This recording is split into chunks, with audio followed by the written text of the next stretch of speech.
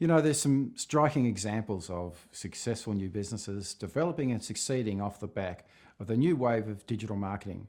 Take Airbnb, for example. Digital marketing is helping new businesses bloom and also leading to old businesses wither on the vine. So you might think, though, that digital is fine for IT geeks with heaps of venture capital money. But what about all the real world small businesses across the country? What about your business and my business?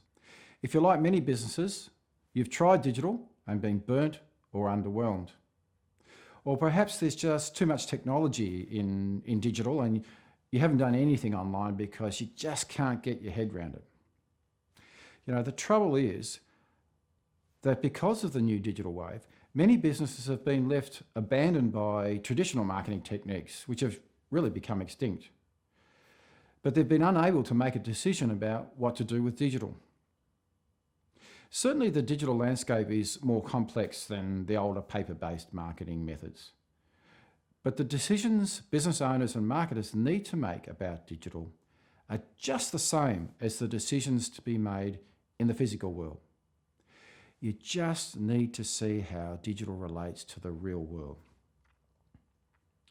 What we're going to cover in this video is how digital marketing can be compared to the real world and how business owners and marketers can make decisions about investing in the digital marketing landscape.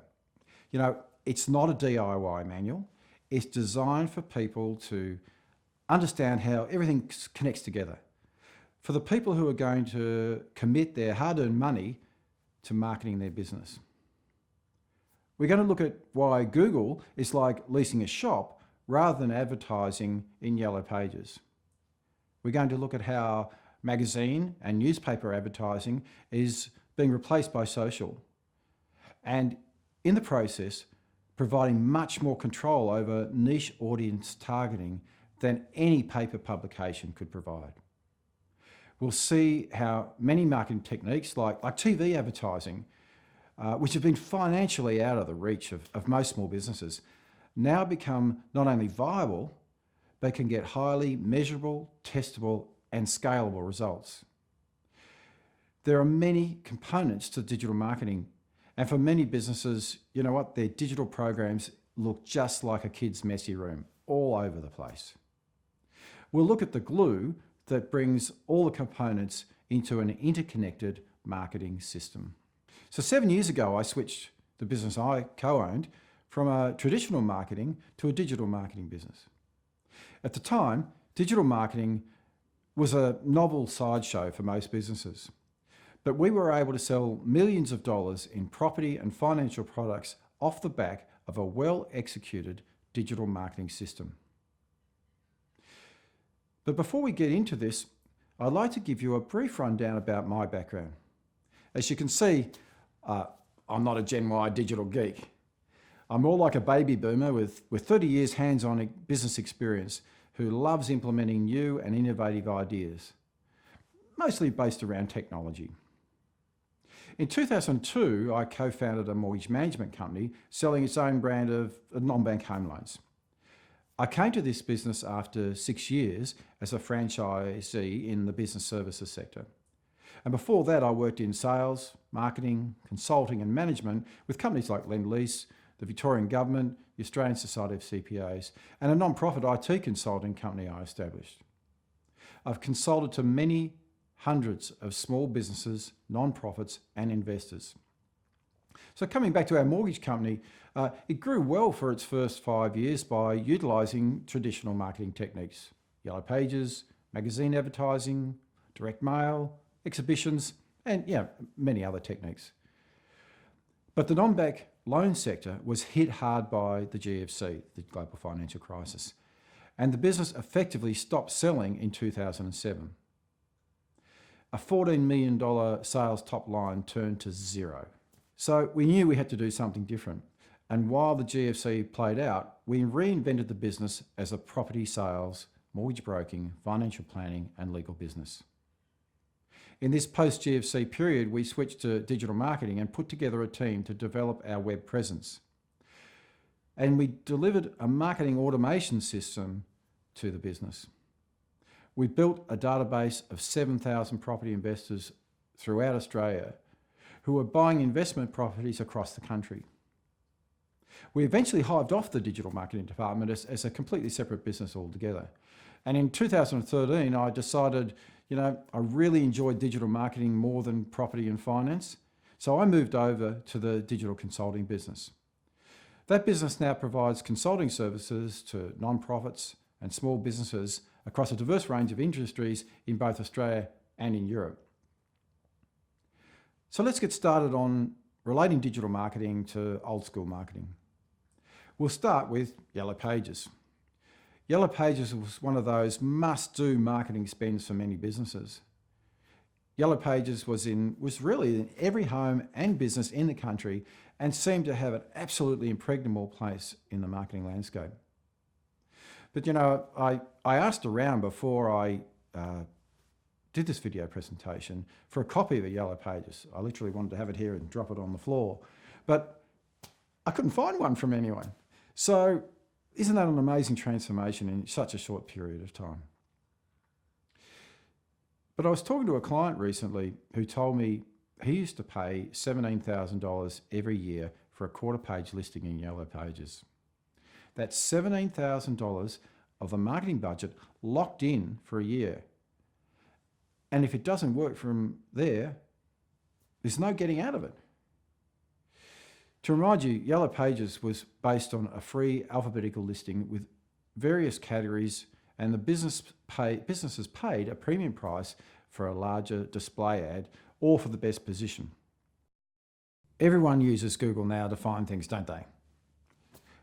Listing on Google is free, so that's great. Forget the $17,000 locked in every year. It's not surprising then that the number one listing on Google is now the holy grail of marketing. But it's not that simple, is it? Google is in control of rankings, and on Google, it isn't as transparent as Yellow Pages. We're told there are over 200 factors that Google uses to rank websites, and most of these factors are unpublished. With the demise of Yellow Pages, it's not surprising that businesses have turned to something that looks just the same, Google ranking. Here we see search engine optimization, SEO, enter the scene. SEO is the art of getting your website to get to that top ranking on Google. But SEO takes time and therefore money to get that high ranking. So our perceived free listing is no longer free. The trouble is, SEO can take months to impact on your Google ranking, even if it's done with skill. So with these timeframes and the lack of transparency, it's not surprising that many businesses have been burnt spending on non-performing SEO. But let's say you've decided you're going to invest in SEO and get that highly sought after number one Google listing. The question then is, number one for what? I was recently asked by a new client to review the SEO work being undertaken by their existing SEO company. They'd chosen 15 terms that they wanted to target. Using our analysis tools, I found that 14 of these terms had no one searching on them. And the 15th had only 20 searches per month across the whole of Australia. If you're leasing a shop, the first thing you want to know is, what is the foot traffic? How many people pass by the front door? If your shop is in a large shopping centre mall, you'd expect to pay more than if you're down an arcade in a suburban shopping strip. Google is no different. You want to know how many people will be searching for the term when you're paying to get top ranking. By analogy, there's a real danger of paying shopping centre prices to SEO companies for ranking on suburban shopping strip search terms. You also have to realise that ranking on Google is competitive. You need to know who your competition is for those top rankings and really how deep their pockets are. Take, for example, a mortgage broker wanting to get a higher ranking for the term home loans. The reality is that the mortgage broker is never going to out SEO the major banks and the big mortgage companies. Your ranking on Google is also in real time, so that every time someone searches Google, they work out the ranking. So to return to our shop analogy, if you're competing with other websites for ranking, it could be like turning up to open the shop in the morning to find that someone else has paid more to the landlord overnight for your location and your shop has been moved somewhere else.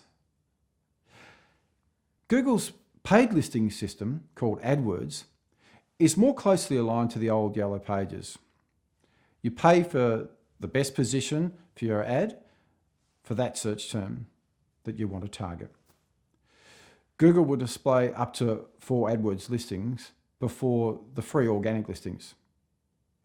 In some ways, AdWords is better than either Yellow Pages or SEO. Unlike SEO, which can take time to impact on your ranking, let alone your sales, AdWords can put your listing at the top of Google immediately.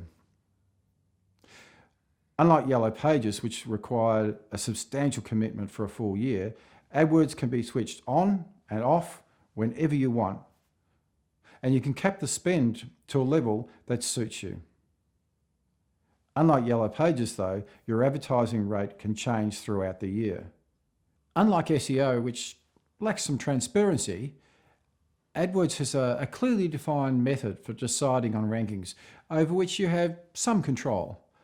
Of course, your control comes down to how much you're prepared to pay to rank higher than your competitors. The position is decided upon an auction system each time someone searches. Let's say you want top position. Then you'll need to be prepared to bid more than the other people who want to be listed on Google AdWords for the same term. So the ads are charged on a cost per click through to your website. And at number 1 position, you'll pay just 1 cent more per click than the number 2 person is prepared to pay. Remember that Yellow Pages had different books for each city or region? Like Yellow Pages, AdWords allows you to target your listing specific to areas, but AdWords gives you much more flexibility to choose your own areas. Many small businesses operate locally, so this means that the marketing spend is more efficient with a greater likelihood of a return on investment.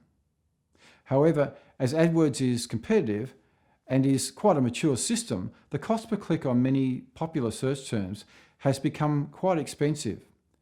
And it's essential that you have a great landing page experience for your website visitors to ensure that you get the conversion you need and to get the return on your investment. In short, whereas Yellow Pages was an annual set and forget marketing campaign, AdWords needs monitoring throughout the year, monthly, weekly, perhaps daily. For businesses that are focused on local marketing, Google Maps is something to pay attention to. Maps sit on the Google search page between AdWords and the organic listings. We know that people tend to click on organic listings more frequently than they do on the AdWords listings. The Maps listings are organic, so they have a similar credibility to the organic listings and are really effectively at the top of Google in your area. We have had experience with being able to get quick results in changing the rankings of websites on Google Maps listings through SEO changes. All this is great if people are actually looking for your product or service. But what happens if they're not looking? AdWords can be great where you have a known product in moderate to high demand. But if you have a unique or innovative product, the chances are people won't be looking for it. And so no matter where you sit on Google, you won't be found. You have to interrupt their day. Interrupting their day is also a good way to jump the queue with your competitors and put yourself in front of a potential customer before they start searching. Let's do a quick review of day interrupting marketing. Well, there's TV and radio advertising. It's been a powerful way of getting a marketing message to a broad audience. Of course, look, it's way out of the budget range of most small businesses. So it's generally off the table. Also, if you're marketing something to a niche market, then TV and radio is arguably not the most efficient marketing because you're paying to talk to a whole lot of people who are never going to buy from you anyway. In the past, local newspapers and magazines have been used for access to either local audiences or to a group of people with specific interests. Pre-GFC, my mortgage business was paying about $3,500 for a half-page ad in a property investment magazine.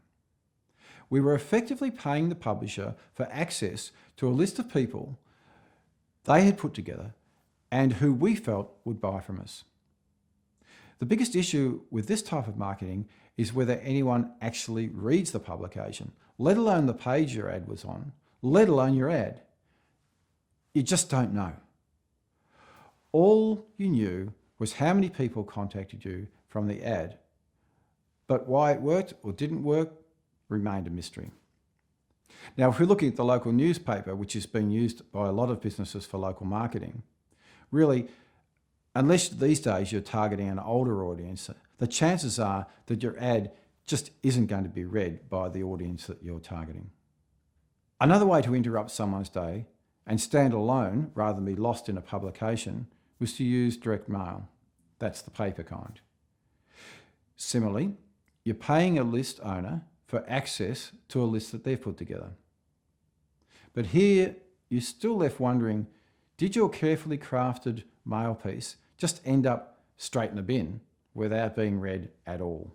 So what is today's digital replacement for TV, magazines, newspaper and mail? Let's start with Google Display. Google has arrangements with websites and apps all over the internet to display its ads. These can be text-based or a magazine-type designed ad. You'll see, for example, this page from The Age online, which has 2 display ads. This looks just like a normal newspaper ad, so we can get our heads around the concept. But there are some big differences in the digital landscape. Firstly, in a printed newspaper, you pay for an ad to be in every paper printed. You pay for placement. A major daily like The Age is going to be too expensive for a small business. And anyway, you're reaching the Age readers, but what about the Herald Sun readers or the people who don't even read a newspaper? Here is the first difference. You don't pay to have the ad show to everyone who reads that page of the newspaper. You can select to show the ad only to a specific audience by a whole raft of different criteria based on what Google knows about them. The range of target choices is awesome, including location, age, gender, interests, and their behaviour online. To get a full picture, I think you should download the target marketing worksheet that's on this page. Okay, so here's the second thing. You only pay for your ad when someone clicks on the ad and goes to your website. It's not pay for placement, it's pay for result. Now, we know as marketers that to build brand awareness, you need to be repeatedly in front of people. With Google Display, you get that bit for free. You only pay when you have hassled them enough that they take action to visit your website. The third great aspect of this is that you don't have to advertise in just one publication. You can have your ad run on any website or app that is part of the Google Display network. Google Display works through the Google AdWords platform. And we find that Google Display is far cheaper than the normal AdWords listing on the search page. Google Display also means you're not in a directly competitive listing. You're interrupting people's day, so chances are they won't necessarily be in the market there and then for what you're offering. Typically, people spend less time on a web page when they come from Google Display than if they come from the Google search page. But you've got them into the net of your marketing system. And we'll talk later about how Google Display fits in to an entire online marketing system. Now, one last thing, measurement. In traditional marketing, we can't work out if someone has seen our ad until they make inquiry. With digital, we can track their journey from the ad through to our website. We can track engagement rates with the ad. The big plus here is that if we see marketing like a car production line with a series of stages, we can look at each individual stage and optimize its performance. So we start with a hypothesis of how our marketing process might work. And if it's not performing well, we change it here and now. We don't have to wait for next year's Yellow Pages printing to try something different. Did I mention TV ads? Way out of reach? Well, let's talk about YouTube in-stream video. YouTube is the second biggest search platform after Google, so it has massive usage. And before you say, oh yeah, I've seen those ads, I just wait for 5 seconds and click off the ad, don't be too quick to judge. YouTube video works much like Google Display through the AdWords platform. You get to choose your audience and the topic where they're displayed. So now you can show your video ads to people in selected niche audiences. This means you've filtered out all those people who have no interest and who would obviously click off your ad. Get a good match between your video and the audience, and now you get a good view rate. Don't think it will cost a fortune to shoot a TV quality ad. YouTube is about valuable content, not so much about polished production. We recently ran some in-stream video related to a major car brand service company and received good view rates with a video that had a low production budget. Like Google Display, you only pay for a result with YouTube video. People need to stay and watch the video for around 30 seconds or to the end of the video if it's shorter. And you're likely to only pay a few cents for each view, not TV costs. I've talked about in traditional marketing, as advertisers, we leverage the distribution of a magazine or a news publisher. Using Google Display and YouTube, to some extent, tends to follow this approach. You advertise along with someone else's content, and you get to connect with an audience who subscribed or are attracted to that content. But social media provides you the ability to choose your own audience and effectively be the publisher or editor of a publication to an audience you choose, not some other publisher's audience. In this way, you can build a following of a target audience that you control, not some other publisher. I point out here that I'm talking about you being a publisher, not necessarily an author. Let's see how this can work. We start with a blog on your website. This is simply a collection of posts and, in traditional terms, articles. Think of these as the feature articles or perhaps the editorials in a magazine. Now, many people get this far and have some great content on their website, but no one's reading it because they haven't thought like a publisher. You need some way to distribute these great articles. The most obvious way to distribute your articles is to use your email list and an email marketing system such as MailChimp. Reach out to people, tell them about your post, and link them back onto the website. Don't just send them the content as an email. The reason for this will be clearer later. The next stage of your publishing is to distribute your content on social media. Unless there's a good reason to do otherwise, start with Facebook. It's the biggest platform and arguably the most powerful for target marketing. Now, you'll hear people say Facebook might be okay for B2C, business to consumer marketing, but not for B2B, business to business.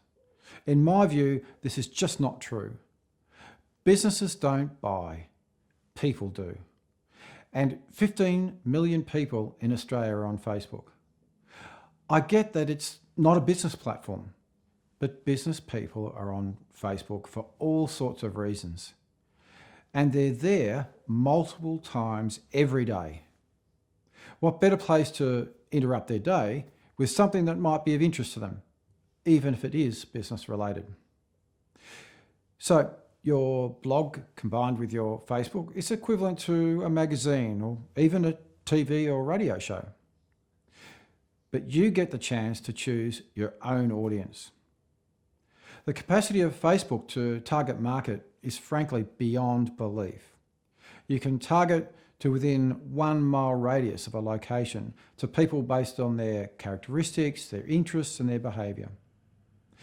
So, as one example, if you were a secondary school looking to increase enrolments, you could target people who were parents of primary aged children within, say, 3 kilometre radius of the school.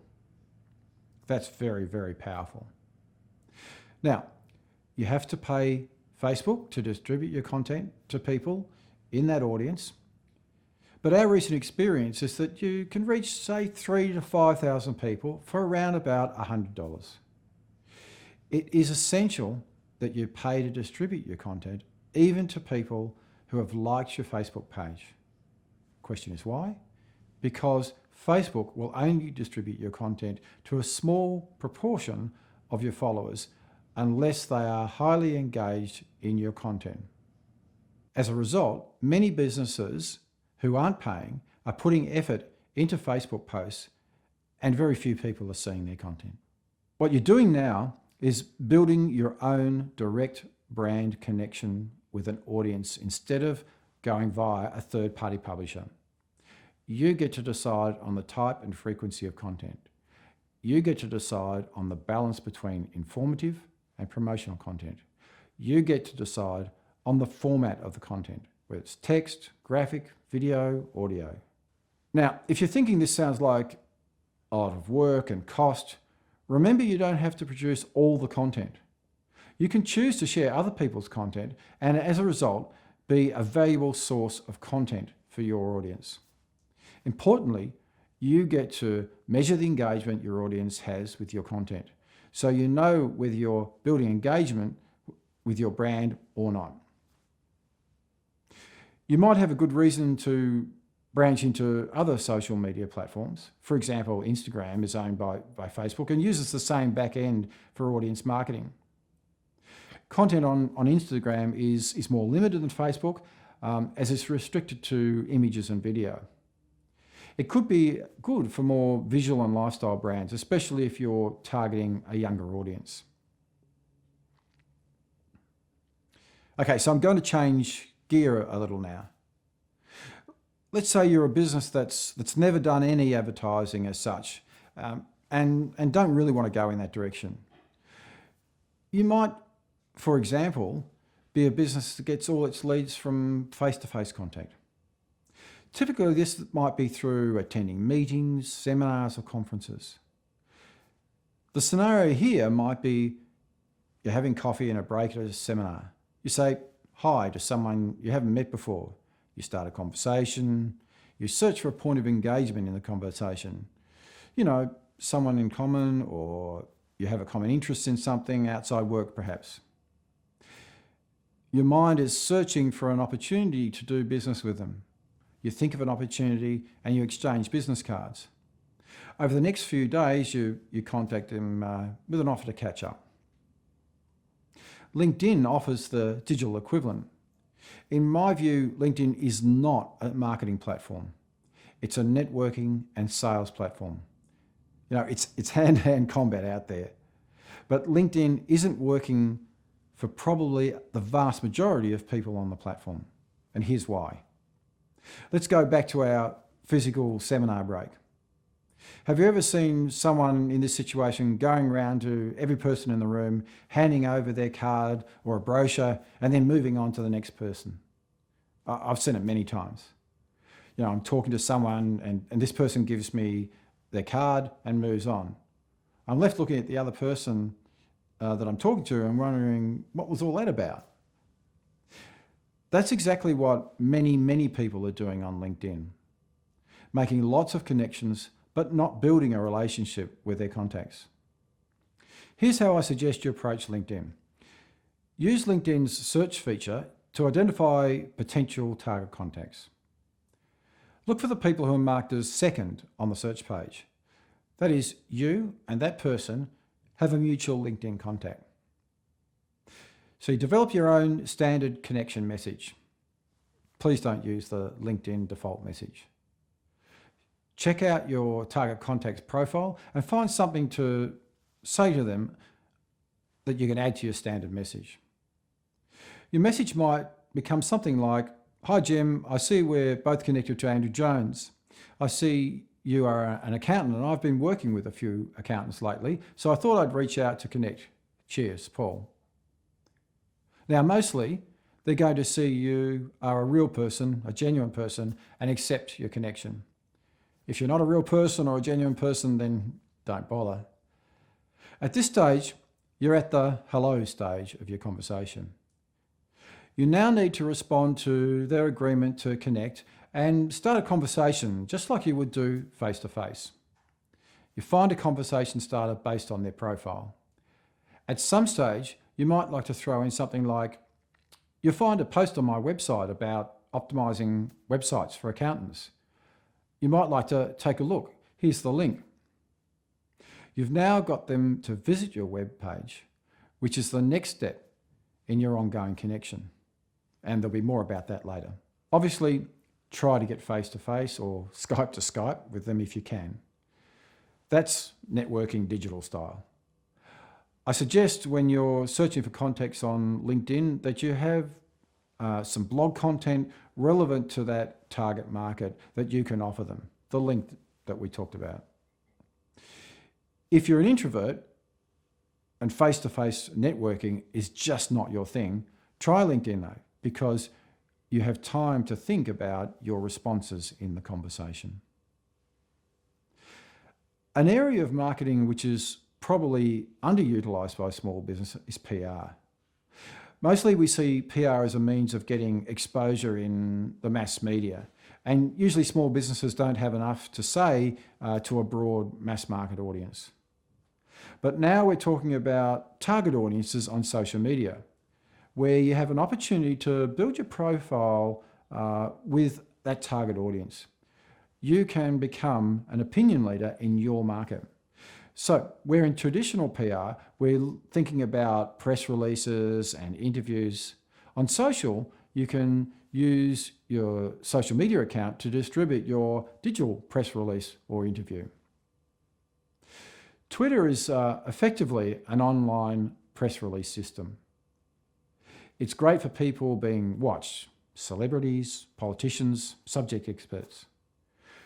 Twitter is really only useful to small businesses whose public figure is trying to build a celebrity status or become an opinion leader within their target market. I've talked a lot about techniques for reaching a target audience. So now the question is, who is your target audience? This is the place where I start with my clients when trying to design a digital marketing campaign. The answer I invariably get can be summarised as anyone with a heartbeat. But that's a little less targeted than I'm looking for. I get that you can probably provide your product or service to anyone who walks in the door. But that's not really the issue, because you're looking to invest in marketing. What you really need to ask yourself is, what customers would I pay for to acquire? In my view, there are 3 criteria for answering this question. What customers do you most like to work with? What customers are more likely to say yes to your marketing and sales approach? Which customers are the most profitable? Google and social media now give us an awesome amount of choice to identify target markets rather than relying on audiences other people have put together. We've put together 2 target market worksheets for you, one for Google and one for Facebook. Download these worksheets on this page and familiarise yourself with your targeting choices. Be creative, because you'll have choices you've never had before. A couple of things to keep in mind. If you're selling to businesses, you'll want to be targeting the person in the business who is making the decision to buy from you. If your pathway to the customer is via an intermediary, then look to target the intermediary as well as your end customer. I said earlier that for many businesses, their digital marketing looks like a kid's messy room. It's all over the place. Now, I've shown you the various components of our digital marketing. And I want to show you how to put it all together with content marketing, your website, and remarketing. Let's start with the 4 E's of content marketing: empathise, educate, entertain, and engage. Once you've chosen your target market, you need to put yourself in their shoes. Empathise with the issues that are important to them. Be as specific as you can. Generic messaging will just get ignored. Be aware that as an expert in your field, you often assume a benefit from the feature of the product or service you provide. You need to spell out to your target market how the feature of what you provide will benefit them specifically. This means you're educating your client. They don't know what they don't know. If you don't educate them about the factors leading to a good buying decision, then they're left with only one way to decide: price. Most small business people talk all day about their product or service. This information is digital marketing gold. You just need to bring that customer service advice up front to your social media. But you don't have to produce all this educational content. You can share other people's content, but make sure the content is brand relevant. You don't necessarily have to agree with everything in the shared content. In fact, it can be good if you don't, because you can add a short note at the beginning of the post saying how you thought the post you're sharing was good, but you didn't quite agree with one part of it. You then get to be seen as an authority without all the hard work. That takes us to entertain. Find creative and entertaining ways to present your information on social media. It's important to being noticed and important to you having your content shared. Entertainment really comes down to getting an emotional response. It's great if you can achieve funny, but there are also other approaches such as surprise, cute, moral outrage. These lead to content being noticed and shared. If you want viral marketing impact, you have to entertain. You most likely need to use a range of content formats: text, graphics, images, video, and animation. And finally, you want to engage. Encourage people to engage with your content and make sure when they do that you respond and acknowledge them. Show you care and people will stay interested in you. Offer them some action to take. Of course, your website is the centre of the whole digital marketing system. There are 2 main issues to consider with your website: brand identity and customer journey. With brand identity, we need to remember that first impressions count. People visiting your website need to immediately see that it is relevant to them and find out what you have to offer and why it is better than the alternatives. The overall look of the site across all devices is important to setting up customer expectations of your business. If your site looks like a $2 shop or an op shop, then customers will have that expectation about price and quality, irrespective of the words you have on the site. If your site looks like a Versace store, then customers will have an entirely different expectation, even if the product or service is exactly the same as what your $2 shop site provides. Now, your site might be best positioned somewhere in between, a Goldilocks approach, great quality at value prices. When you're planning your website, irrespective of whether your offering is a product or a service, you need to treat your website like a retail shop. Retailers observe their customers walking around the shop. They learn what works.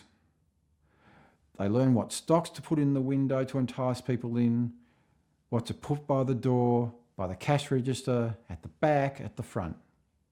Websites are just the same. You have to understand who it is that is coming to your site, what outcome you want, and how to move the visitor from arriving at the site to the outcome that you want. In website terms, we talk about macro and micro outcomes. Asking people to buy from you on the first visit, your macro outcome, might be too much to ask of most people. So think about what first step you can ask people who visit your site to take. Typically, this might be a free download of information in exchange for their name and email. The idea of customer journey then leads to the final element of the digital marketing system that glues everything together, remarketing. Here's a diagram of how our digital marketing system might look. The first part of the process is to get people to visit your website by whatever means. I've talked about using paid and organic social media, paid and organic Google search, Google display, and YouTube in-stream video. I've talked about using LinkedIn networking to get people to your site. But there are many other ways of getting people to your site. Using your company's email list is an obvious one, and then there are links from other websites. Then there are all the offline methods as well, like business cards, leaflets, product packaging, signage. Whatever way you can get them to your website, do it. If you can get them to buy on the first visit, that's fantastic. But typically, the proportion of people who will buy immediately will be small. So you offer them something for free in exchange for their name, email address, and phone number. This is a micro conversion, as shown in the middle of the diagram. You're starting a relationship with them. Once you have someone's email, you can send the download immediately by an autoresponder and push their details into an email database or a CRM, customer relationship management system. From here, you need a conversion system that leads to your ultimate goal of a sale. Your conversion system might involve a series of pre-written emails, a regular information email, or a customer service call that might go something like this. So around 24 to 48 hours after the download has been requested, you call and say, "Hi, I'm Paul from ABC Company, and I'm calling to check that you received the download you requested from our website. You know what emails can be like, they can get lost in spam filters. Did you get it? You did? Great. Did you have a chance to read it? Not yet? Okay, look, there are a couple of things that you should look out for." And you talk about something that you want to talk to them about. "Oh, by the way, what prompted you to download it?" And now you're into a customer service phone call that may well become a sales call. This is a great way to start the sales process. I've only worked with 2 salespeople in the last 20 years that like cold calling, but this is not a sales cold call. This is a customer service call for someone who already knows your brand. Let's backtrack to our website. Even if we're doing really well on the download, we're only going to get a minority of visitors to give their email addresses. 30%, 10%, 2%, 0.5%. We won't really know until we give it a try. That means the vast majority of people who come to the site will come and go, and we'll never be able to contact them again.